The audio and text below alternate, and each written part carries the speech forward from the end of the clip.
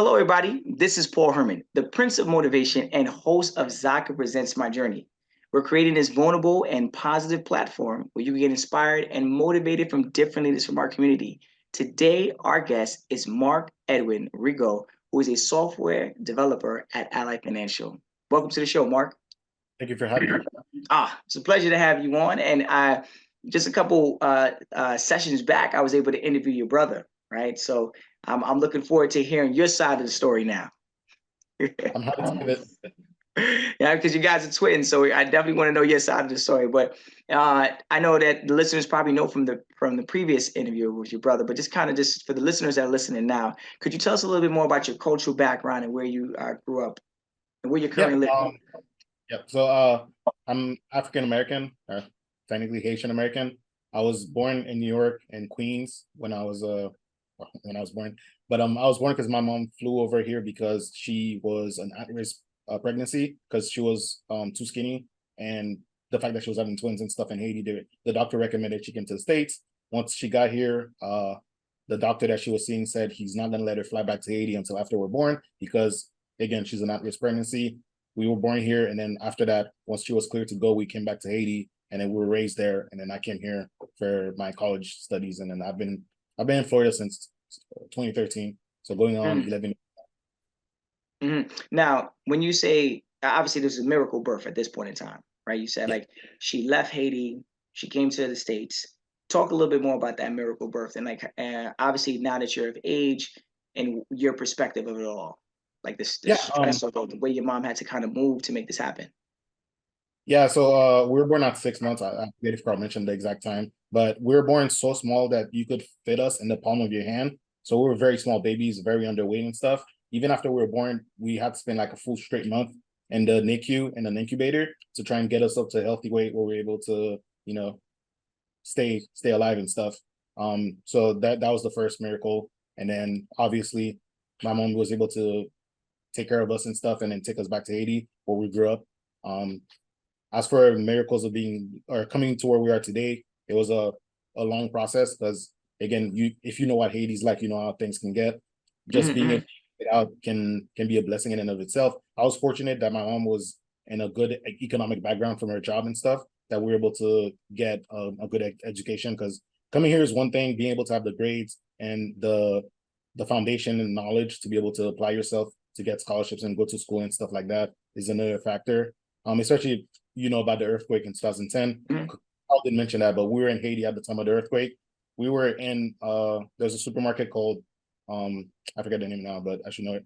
I think it was Eagle Market or something like that. We were in there when the building collapsed because we were getting groceries and stuff after school. Building collapsed. We were trapped under the rubble for like 9 hours. I, for some reason, wasn't that worried because my mom wasn't worried. So I figured we were gonna make it out because she wasn't scared. We came out after 9 hours. It's like 1 a.m. when we came out.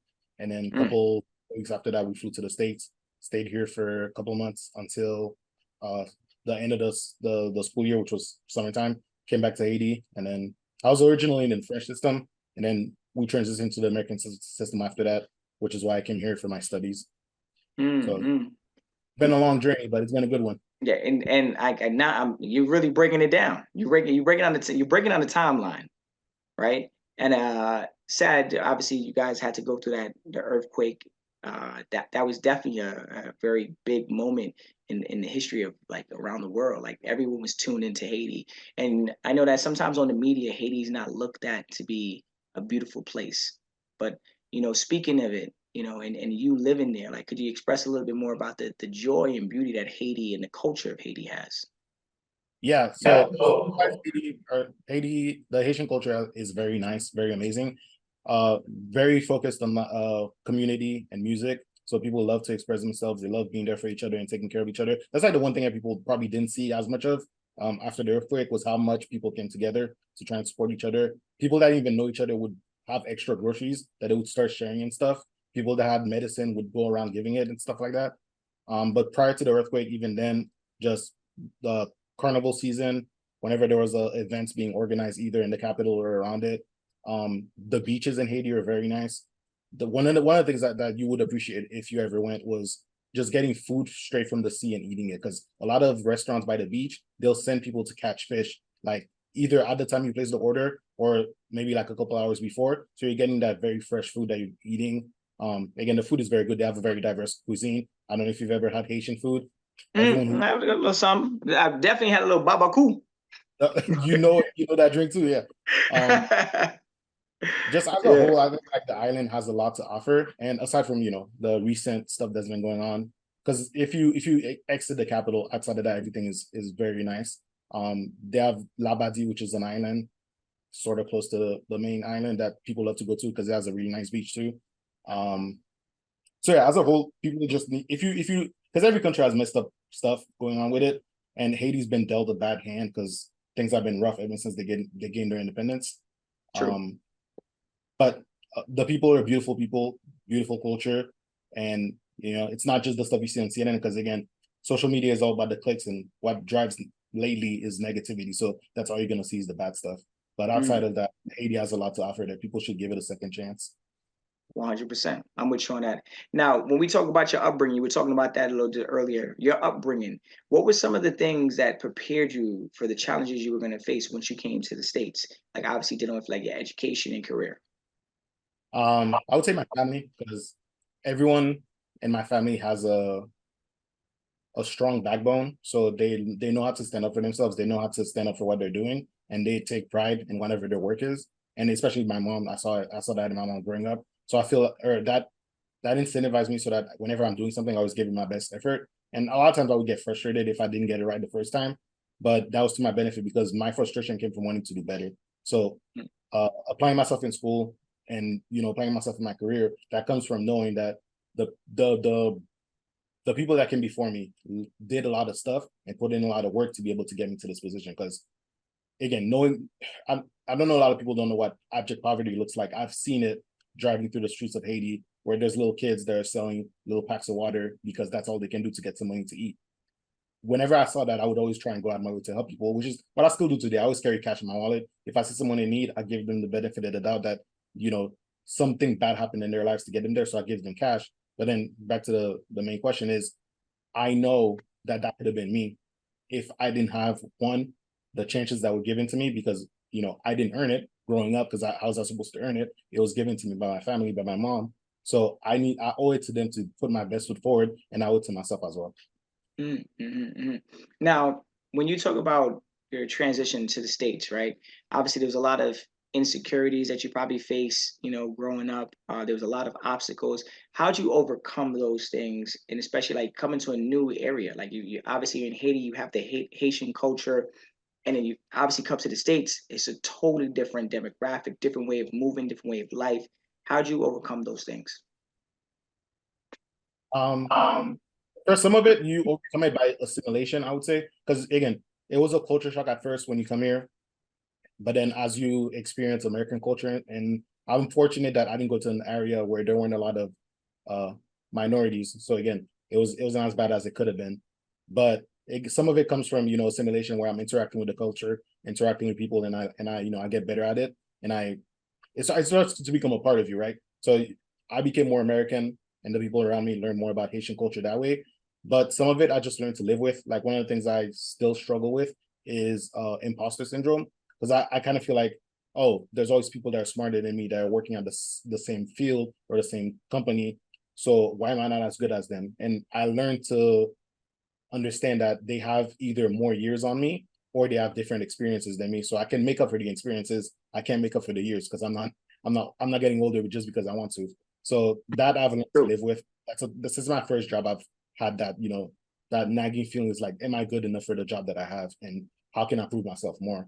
But again, I learned to live with it. Mhm. Now, coming here to the States, we just talk about our education now, right? You obviously were growing up in Haiti. You had it, what you learned when you were in school in Haiti, it was both English and also French as well, right? Yes, for I was in the Um, French at first, so it was fully French, but they had English classes. The school I went to was very focused on trying to, because again, most people in Haiti speak Creole and French. So the school in Haiti, which was called Morningstar, they've put a focus on English to help people get better at speaking it. So they would kind of forbid you to speak French in class and Creole in class. They would encourage you to speak English so you can improve. But I mhm. didn't have that. I already spoke English by the time I went to it. Got you. Don't. What did when you came here to the States? Like, what did you study, and like what motivated you to pick that major? I took computer engineering, and the reason I went to it is because I didn't know what I wanted to study at first during my senior year, but I was very good at math and I was very good at physics. And my physics teacher had a pamphlet for a university that was opening up in Lakeland, the latest state university, so it's like state affiliated. And he said he thought me and my brother would actually be a good fit for the school because we're so smart and inquisitive. So he thinks we'd be good at like tech stuff. And I have to credit him for it because I wouldn't be where I am today if not for him. Because ever since I was younger, I had a knack for trying to figure out how things work. And that's the thing with like writing code. You have to figure out how to make a computer do whatever you're trying to get it to do. So it's not just about knowing how to do something. It's not about knowing how to do 2 + 2 is equal to 4. It's about figuring out how you're going to make the computer do that for you. So that lined up with my natural tendencies for figuring out how stuff work, but also being good at math and stuff like that, and being able to figure out logic problems, which is a lot of what programming is logic problems. So that's how I ended up in that field. And then yeah, so I went to that school from 2014 to 2018. I was the first class that started at that school. At the start, they weren't even accredited because And again, the school. What was the school again? the school is Florida. called Florida Polytechnic University in Lakeland, Florida. Yeah, There Polytechnic. Yeah. was like some stuff behind how it got started because it was a satellite campus for USF, which is the University of South Florida. But then somebody realized there's a need for STEM, so they said let's break it off so that it's not affiliated with USF and just be a purely STEM school. And then that thing probably started way before, like probably in the early 2000s. But eventually they got it sorted and everything. It became a school. But yeah, we weren't accredited, so there was a chance that I would have graduated from a school that didn't have accreditation, which would have nicked my chances of getting a good job or made it harder. But then Okay. Yeah. by the third year, they got ABET, which is like the national accreditation for engineering schools, and then they got SACS COC, which is the accreditation for like the southern states of like Florida, Georgia, Texas, and some other states. So Mm-hmm. it turned out to be a pretty good move because we also graduated debt free. Since I was part of the inaugural class, they had a lot of cash, so they give a lot of scholarships and stuff. That's good. Now, when you were at the school, did you have any like mentors? How was that transition? Was there like an internationals program? Was there a way of like onboarding you into the school? Because obviously you're not from the States, right? Yeah. You're coming in from Haiti, different cultures. How did you make this transition? Was there someone help coaching you do it?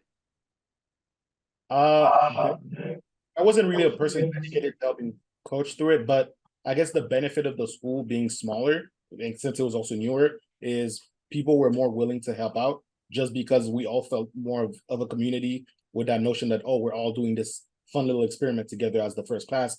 And that ended up being a benefit because a lot of my friends who were also minorities, they had different struggles, but they related to the same feeling of, I need to work harder to prove myself because I'm not, you know, the standard. So I need to give more and put more in.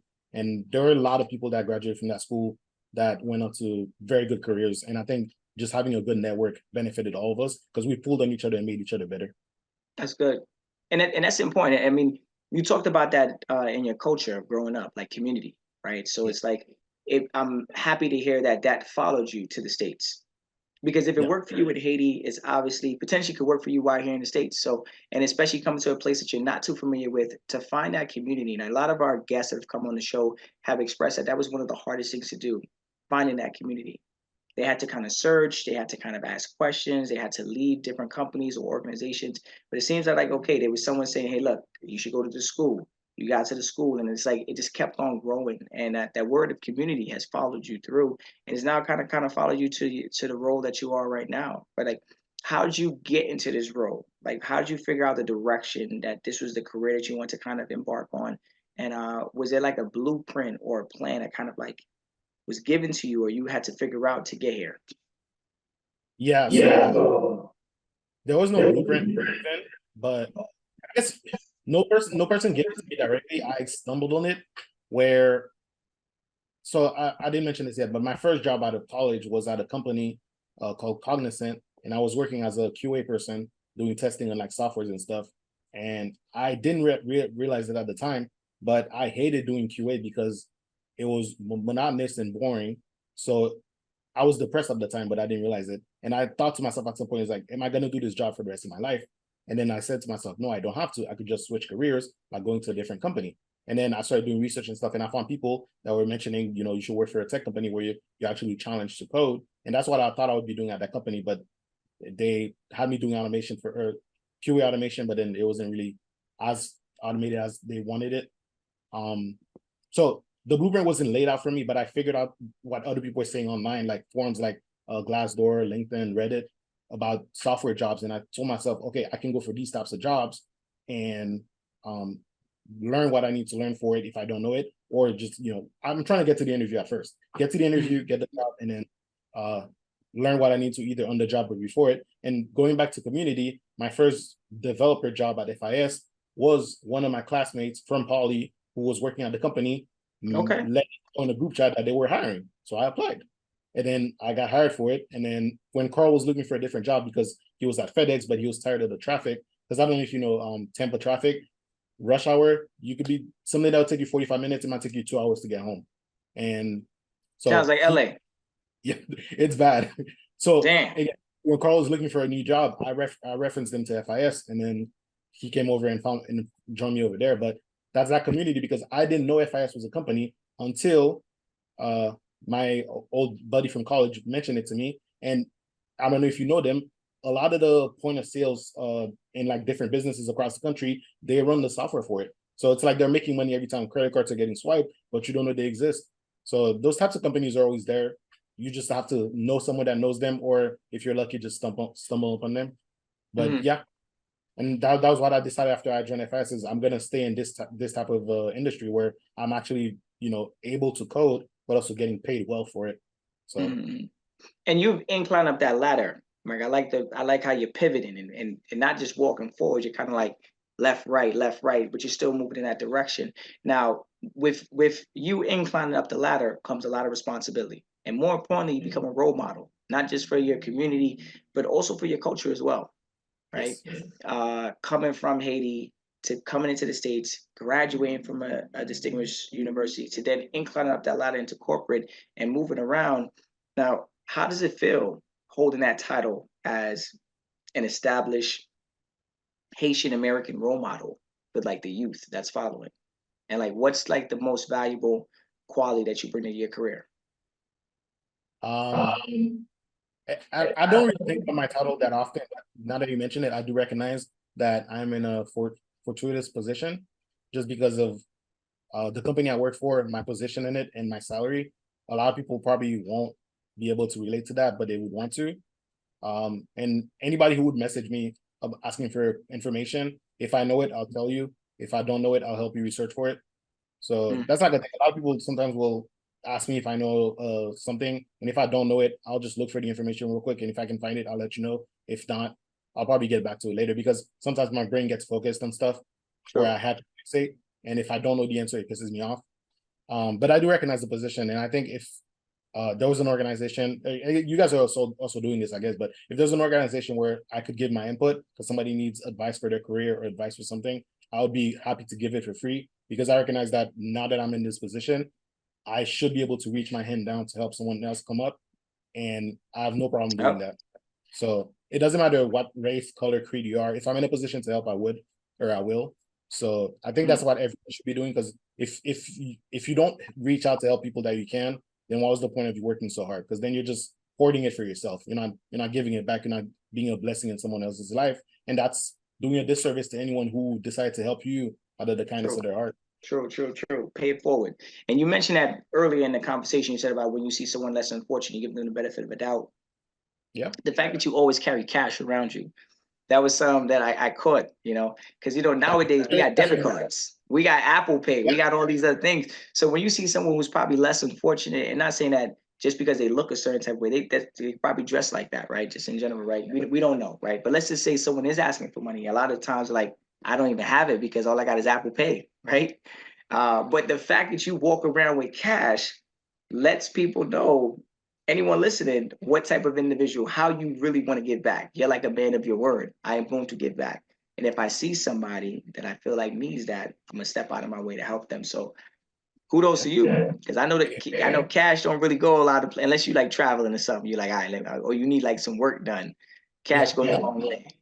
I can't take all the credit because the first person I saw do it was my mom growing up. She always has money in her purse. And if we're and she could be driving. We were going to school, she could be driving. If she saw somebody asking for something and she knew they really needed it, she would give them cash. If it was little kids trying to sell something, she'd give them the cash and not even take the thing they were trying to sell just because she wanted to help out. So she's my role model in a lot of my life, but also in seriously this aspect. She always gave back to people, and I always recognize that I'm fortunate enough to give back. So I try and do when I can. Shout out to mom. Shout out to mom. Right. She's a blessing. To connect a little bit more of the dots for the listeners, your education. You obviously had a really good time at your school, at your university. What was the first professional role and like out of college? And like, what was the most important lesson that you learned? Yeah. So the professional role was at Cognizant, and if I had to say the biggest lesson, or the two biggest, I'll give you two. The two biggest lessons that I took from that job is your current circumstances don't define your future. Because I was not happy being in QA, and I changed that by going to a different job. So if you're not happy at your job, you can either quit and go look for something else, or you can tough it out while you're looking for another job. Because the worst time to look for a new job is when you actually need one. So you can always, try and look for a new one while you're still working, getting the income coming in. And the second thing I took from that job was uh, a, a critical thinking mindset. Because a lot of the stuff that I was testing, I had to think really hard to try and find what could be causing issues to then let the developers know how they should be able to fix it. Because just knowing that there's a problem isn't enough. If you can't come up to someone and give them both the problem and a possible solution, you're not working hard enough. Because you should be able to figure out a possible solution based on what you know about the problem. And if you bring that to people, they appreciate it more. So, Yeah. Okay. The two main things I got from that job. And that's something you had at a young age. You know what I'm saying? That just to thinking outside of the box or thinking deeply into the box, trying to figure it out. Like you just didn't settle with the first answer. You were like, okay, that first answer is good, but there might be a little bit more to it, right? And there's so much more to life if we really just tapped into it. Right. And I think that your brother and yourself are definitely doing that. So kudos to you on that. Thank you. And now that I mentioned your brother, like let's really talk about this twin thing, right? Yeah. This is I'm not a twin, but if I had a twin, I would hope someone asks this question. What is the dynamics? Like what is the benefits of like having and maybe even the challenges of working with someone in the company, right? Your brother now. Mm-hmm. Or you want the dynamic as just in relation to the company or just in general? Well, first off, in general, I mean, you guys have done a lot together, and you both look out for each other. I'm hearing it in the stories, right? Mm-hmm. So what's like that dynamic between you two? But then also like, what is like the benefits and like challenges of like working together? All right. Yeah. So the dynamic, I would say, is probably like 99% of the time we're just in sync because people say twins are weird because they're always connected. That's how it is. Because if I'm in a crowd and I'm looking for Carl, I just start walking, and naturally my feet take me to his location. Don't know how it works, but it's a twin thing. Okay, GPS. Yeah, looks. I can just give him a look. He knows what I'm thinking. My mom used to complain that when we were little, we would speak very fast, but also mumbling. But he would speak, and I would know what he's saying exactly. And she would hear him speak like mumble talk, and say, "Speak properly." But then I'm like, "No, it doesn't matter because I get what he's saying." So that's like a twin thing. It's like you're so in sync, you don't realize that sometimes people look at it from the outside. It's weird. A lot of times we fight about stuff, but then I realize it's dumb stuff too. Especially as I grow older, it's stuff that doesn't matter. But then I can never stay mad at him, or he can never stay mad at me. So it's like we'll fight, and then if a couple hours goes by, we haven't heard from the other, even though we live in the same house, I'll call and say, "Hey, what are you up to?" So it's like that's when like you can't stay mad for too long because it feels like it feels weird just being mad at your twin, especially because some of the stuff that causes arguments is we have the same face, but then I'm looking at him talking and I'm thinking, why don't you agree with me? Because we have the same face, we think the same, so you should agree with me on this subject. But we get over it. In terms of working together, he's a very good employee. His managers love him, always have. So I think that works to my benefit because he recommended me for the job that I have.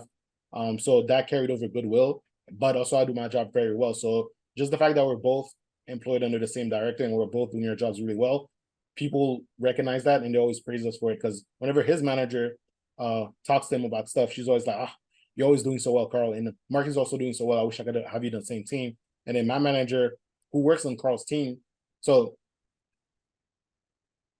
I would say manager superior, which is the first person that I had as manager that got promoted. my new manager works on Carl's team too, and he loves Carl, so he's always complimenting Carl to me. So I'm like, okay, yeah, this is always going well because everyone who knows us likes us and praises our work. So I think in terms of working together, that just gives us more opportunity for exposure. Because again, if you know we're twins, you think you would see Carl and think me, especially if you're in a meeting and Carl speaks. We have similar voices, so if Carl speaks, you think, is this Carl or Mark? And then you have a positive association with that. Regardless of whichever of us you're talking to, it's always a positive association because you know either way the person knows what they're doing and they're good at their job. So I think that's their benefit. Okay. I like how you breaking this down. How are you breaking it down? Because there's a couple listeners out there that might be twins, right? They might want to go into they might want to go into business together, right? Yeah. So having that, no, I said having that type of connection could also be a blessing and also be a little hard times at times because it's like, no, but I'm going left, no, I'm going right. We're twins. We got to go together, right? Yeah. So kudos. If you have a family member or a twin that you're close to, you should cherish that because people are treasures, man. And sometimes I forget how blessed I am to have a twin or just my family in general, but just that connection with your twin is just something else. And I don't take it for granted because I've seen a lot of stories of people that have twins and they haven't spoken in decades because they hate each other. And that breaks my heart because I can't fathom that with Carl just because of how much I care for him. Well, love is the thing that makes this world go round and it can change this world, right? A lot of 100%. great people in our passing in history have always tried to promote that word, right? So shout out to that, just that love that your mother had given to you guys and still gives to you guys in a sense, and the love that you guys have for each other. You know what I'm saying? It's really good. But I'm glad you mentioned that. Now at Ally Financial, I know that's where you are right now, right? And shout out to Ally Financial. I think I mentioned to your brother on the side note. I think that's where when I got my first car. Ally Financial was the bank that I had to pay the money to. I was like, Ally Financial. I remember that. I was like, okay, little purple logo or something like that. Yeah, I said Ally. Here we go, and it was a really great customer service. People were really amazing. Ally Financial. I wish I could have, got my second card through them, but no, didn't happen. They should sponsor again? They should sponsor the podcast. Oh, come on. I might have to talk to my partners and see what's up, right? If you know somebody at Ally, hit us up. I'm sure they'd love the positive representation. Okay, shout out to that. Come on. Shout out to Ally. Guys, if you don't know, listeners, if you don't know about Ally Financial, go give a little drop. Talk to us, elaborate a little bit more about your current role and the responsibilities at Ally Financial. Yeah, so my current role, I work on internal logic. So internal logic development for processing loans and applications and such. And then I think I mentioned at the start, we're working on a migration internally to a different platform. So that involves a lot of meetings and listening in and then taking notes and stuff. Day to day, that's what I've been doing for a couple of weeks now, is just sitting in on meetings. But eventually we'll get to a point where we're working more hands-on with a new platform, developing new logic, but also moving over existing logic. So it's going to be two separate platforms running at the same time for a little bit. So once that's done, I don't know what they're gonna have me on, but I am trying to actively learn more about AI because they have every company has AI stuff going on right now, and I know if you're not doing it, you're just gonna fall behind. So I'm hoping that once they start doing more AI stuff, I'll be able to attend those, or if it's not just events, but they have actual development going on, I want to be part of that and just get my hands in there because as they're doing the transition, they're gonna have a lot of hunger for talent. So if I can get myself in the right position, that's gonna further my career a lot faster than if I were to go to a company that's specifically AI focused. So my current goal is just while I'm doing my day-to-day tasks, if I have free time or after work, just learn stuff about AI. And that's one of the things I always do is I always have YouTube videos pulled up. It's either about AI stuff or finance stuff. So just keep educating myself, keep improving myself, and then I'm already inside the company, so I think it's easier for me to make an internal transition to their AI team whenever it's set up versus looking to join a new company from the outside and trying to break in that way. Okay. Well, you are slaying away at this, man. You are slaying away at this. And I love all these answers, these gems you're dropping, because again, there's listeners that are listening that are looking to follow in your footsteps. And it brings me to one of my last questions is like, how has your immigrant background influenced your ability to work with clients and the partners outside of the U.S.? And like, what advice would you give to other immigrant professionals that are aiming to be in this type of industry? Oh, yeah, very good question. My background has made me aware, just being aware that I have a different background, different upbringing, maybe different values and certain stuff makes me more open to people. So, and this goes for like FIS all the way through this job now. Because even back at FIS, they would have us working with overseas developers that were either in the Philippines or Chile or India. And because I'm myself an immigrant, it made it easier to communicate with them because they're like, oh, you're not born and raised American or born and bred American. You're like somebody that came from the outside in, and you can understand some of our struggles. So that made it easier to have open communication about stuff. But also just understanding that my culture is different from American culture made me more, it made me more aware of that I needed to be more easygoing with other people and make it so that our interactions can be better. Just because I know that there's cultural differences that go in the background that I don't know and that they don't know about me because we have different cultures. Because if you grow up around the same people all the time, you start to expect certain behaviors. And because I had that assimilation process of being Haitian and then being in America, I know that there can be friction in certain spots. So I'm aware of it whenever I'm interacting with people. And if I see it coming, I like try and maneuver around it because some people just go gung ho and they follow their thought all the way through. If I start noticing something happening, then a conversation or a topic, and I see a problem coming, I can easily maneuver around it because I recognize the differences faster. So I think as an immigrant, if you're trying to work with different people, just be aware that the same way you would have differences with people in America because they have a different culture, try and give people that leeway too, because they might not notice that the way they're acting or speaking or behaving is problematic to you. So give them the benefit of the doubt again. That sentence. Just be gentle with people because whenever there's differences, there's clashes, and you don't have to let them get out of proportion. Okay. Well said right there. And it brings me to my last question to you. Any last words for the listeners? You dropped a lot of great information. I'm so happy that, not only did I get the opportunity to interview your brother and then now interview you, I think you guys are the first twins. And I'm like actually tapping in and hearing both sides of the story and hearing it from your perspective as well. Just in general, you're because obviously you guys are twins, but it's two different journeys. Even though you might walk side by side at times, it is still two separate journeys, right? So hearing it from your perspective and what you have seen and your experience of going to college and your education, life, your role model, your mom, and speaking highly of her and what the things that she's kind of like embedded in you and your brother at a young age, and it's amazing to hear how two people could share be two pieces of the same pod, but still have so much to share about the same experiences. Right. So thank you so much for this being on the show. But any last words for the listeners? Last words, every day is makes something happen. Every day is a blessing. There's people that go to bed at night and they don't know they're not gonna wake up. So, I believe in God. So every day I wake up, I thank God for that because it's a blessing. Just as long as you can keep waking up, you can keep making stuff happen. Don't give up. Don't let the negativity take you down. Don't let your circumstances define you. Again, you can always make stuff change, even if it might take you longer than you want, longer than you expect, but change is possible. So just keep that in your heart. Wake up grateful and practice gratefulness, because if you're grateful for people and you're grateful for life, it's gonna show up through you, and then you're gonna get a better life out of it, regardless of your circumstances. Well, Mark, just want to say thank you for just being on the show. That's first off. And it's more important is being vulnerable and opening up and letting us know a little bit more about your background, the history, and your journey, because your journey is beautiful, just like your brother's. And I'm glad that we were able to get you on the show. Yeah, no, thank you for having me. I appreciate the opportunity. One last thing that came to mind was you mentioned how love is such a powerful thing.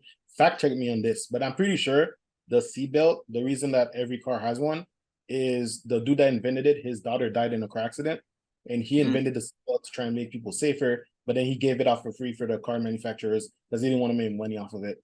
So if that's the correct fact that I'm remembering, then that's the power of love. Because now every car has one and everyone is saving for it. Yes. See, look at that. Look at that. Come on. You done hit me with something before I left. I'm about to ask Alexa and Google and all of them. Like, hey, look, talk to me right now. Yes, great conversation, and great. I'm glad I was able to connect with you. And I want to let the listeners know, if you want to hear more inspirational stories like Mark, please, I'm gonna remind you guys, please check us out on ZakaConnect.com. Follow our social at Zaka Connect, and follow our feed Zaka wherever you listen to your podcasts.